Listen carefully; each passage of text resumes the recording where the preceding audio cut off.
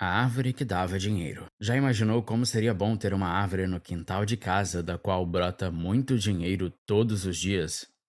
Pois é, só que na verdade, isso seria um pesadelo.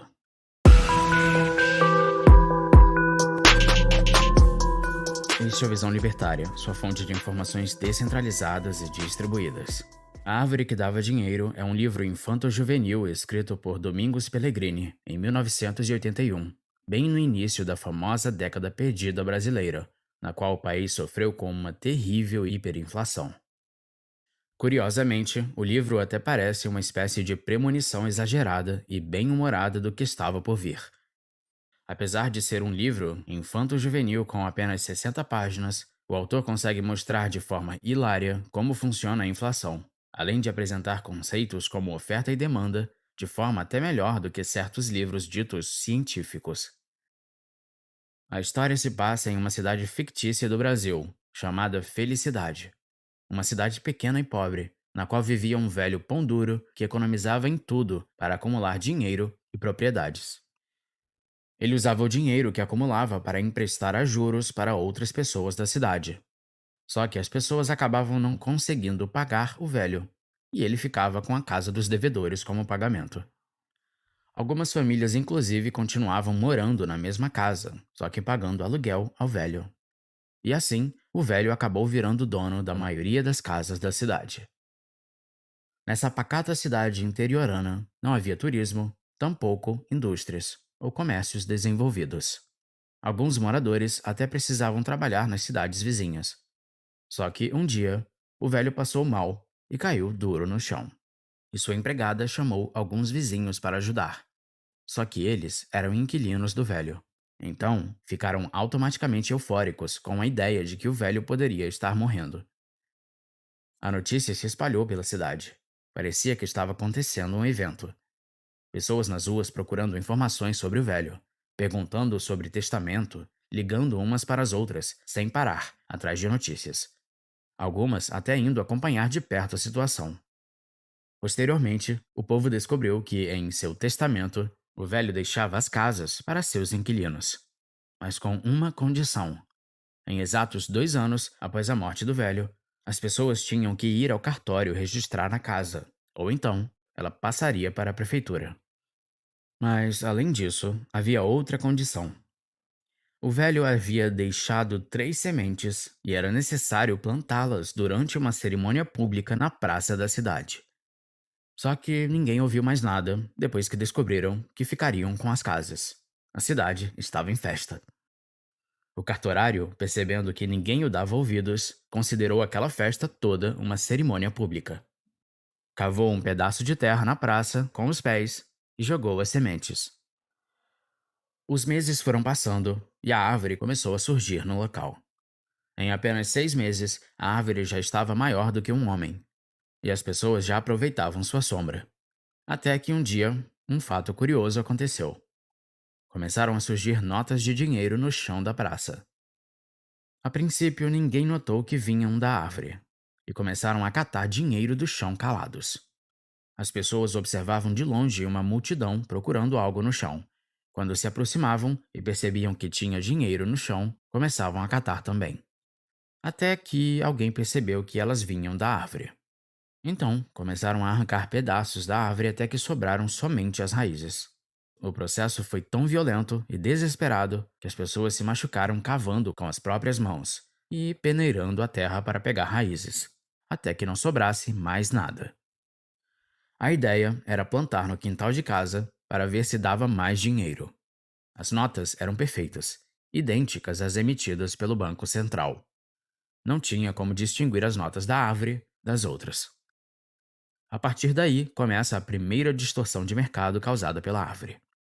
Como muitas pessoas haviam plantado mudas da árvore em seus quintais, elas esperavam que, em pouco tempo, teriam grandes quantidades de dinheiro. Por isso, começaram a fazer encomendas aos comerciantes.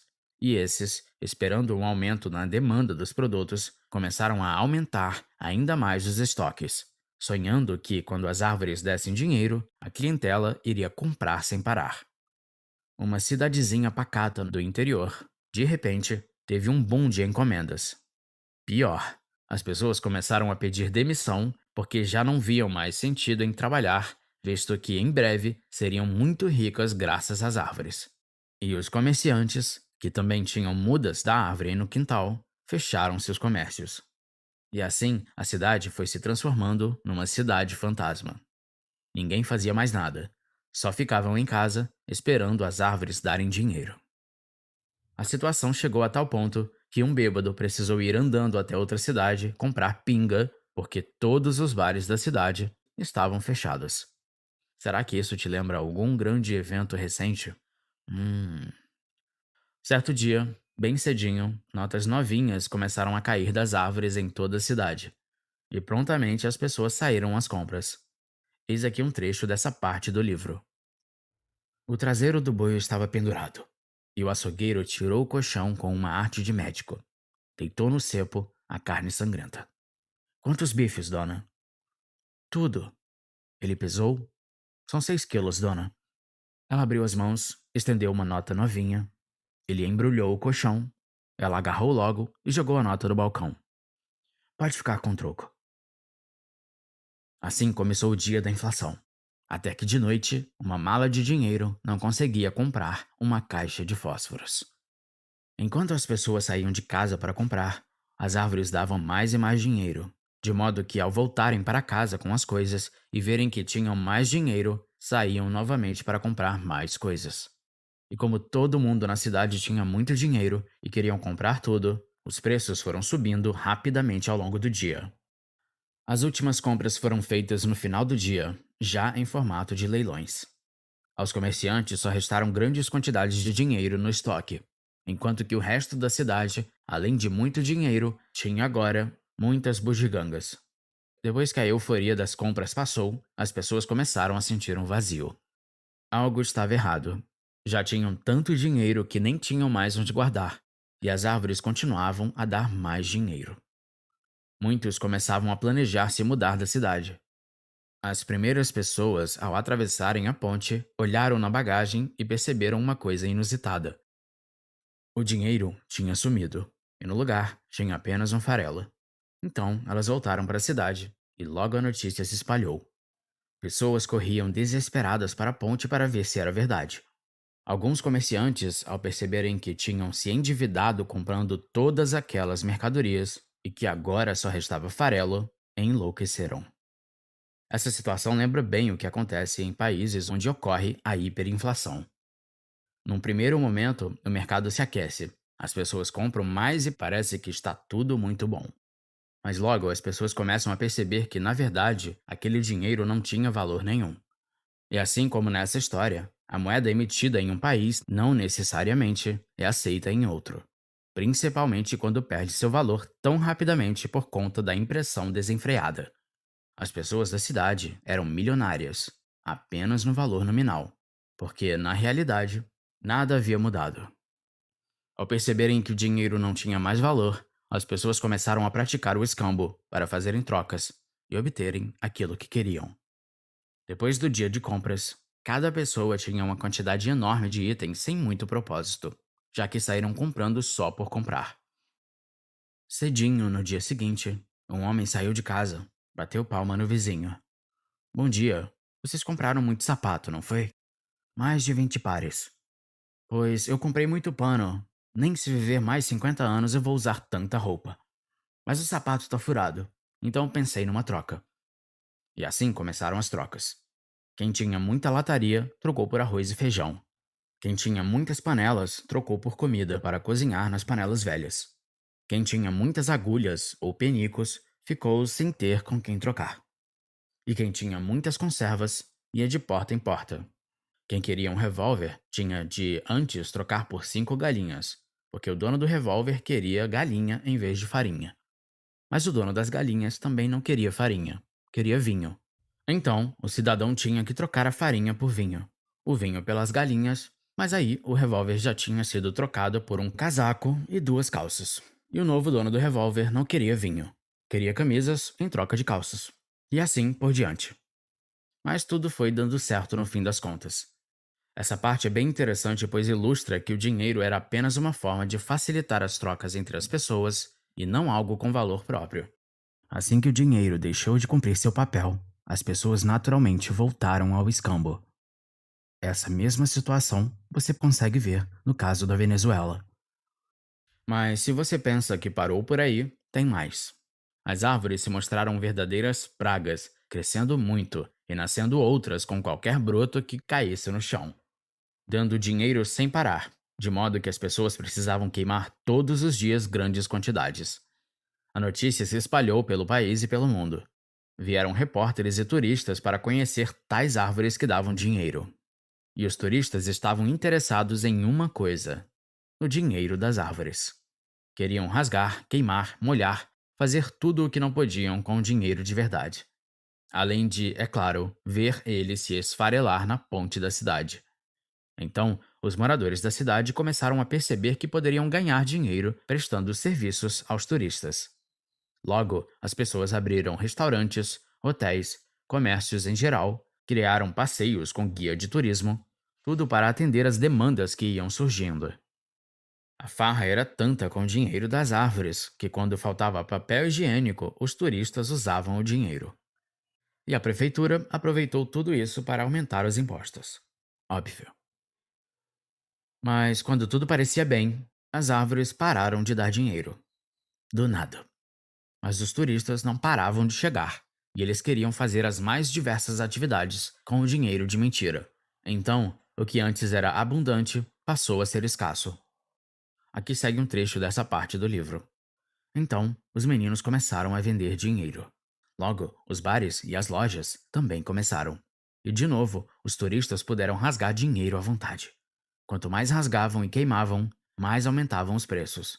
No começo, uma nota verdadeira comprava uma dúzia de felicidades, nome inventado pelos meninos para o dinheiro das árvores. Depois, uma nota valia outra. Duas valiam uma, até que uma dúzia de notas verdadeiras comprava apenas uma felicidade. Os turistas também começaram a racionar. Você rasga metade, filho. Sua irmã rasga a outra metade, diziam. Assim, o que antes era usado até como papel higiênico, passou a valer mais por conta da escassez. E é justamente assim que funciona o mercado. A cidade aprendeu na prática que os moradores só ficaram ricos de verdade quando passaram a oferecer os serviços demandados pelos turistas. Comércio gera valor. Imprimir dinheiro, não. No fim, depois que as árvores pararam de dar dinheiro e os turistas foram embora, as árvores continuaram a se multiplicar pela cidade, crescendo tanto que começaram a danificar as casas por conta das suas raízes profundas e fortes. As pessoas foram atrás do governo para dar um jeito nisso e remover todas as árvores. Mas os políticos consideraram que o dinheiro que seria gasto nisso era muito para uma cidade com tão poucos eleitores. Pois é, o mesmo governo que na época da fartura dos turistas havia aumentado os impostos. Mas piora. Lembra que as pessoas tinham que registrar a casa depois de 2 anos da morte do velho para que a casa não ficasse para a prefeitura? Então, com tudo o que aconteceu, a data passou e as pessoas esqueceram. A prefeitura ficou com todas as casas e os habitantes passaram a pagar aluguel para a prefeitura. As únicas diferenças entre essa história e o que acontece no mundo real é que a árvore que dava dinheiro é o governo. E quem recebe o dinheiro novo não é a população, e sim os amigos do governo. Quanto ao resto, tudo acontece da mesma maneira em países em que ocorre grande impressão de dinheiro. Apesar dos nossos spoilers, recomendamos esse livro não só para crianças, mas também para todos aqueles que queiram aprender de maneira bem-humorada sobre dinheiro e economia. No fim, a conclusão inescapável é: dinheiro não nasce em árvore, seja ela do quintal da sua casa ou do Banco Central. E os efeitos sempre são desastrosos. Obrigado por sua audiência. Este artigo foi sugerido e escrito por JJ Liber, revisado por Rodolfo Andrello, narrado por J. Fernandes e produzido por Tuca Maia. Se você gostou deste vídeo, clique no ícone de curtir abaixo e compartilhe o vídeo em sua rede social. Se você deseja ser notificado de outros vídeos, inscreva-se no canal e depois clique no ícone de campainha. Compartilhe esse conteúdo em escolas, supermercados, praças, prefeituras, hospitais, ferros velhos, no metrô, no ônibus, no avião e em qualquer outro lugar. Transforme esse conteúdo em notas de dinheiro que se multiplicam. Até a próxima!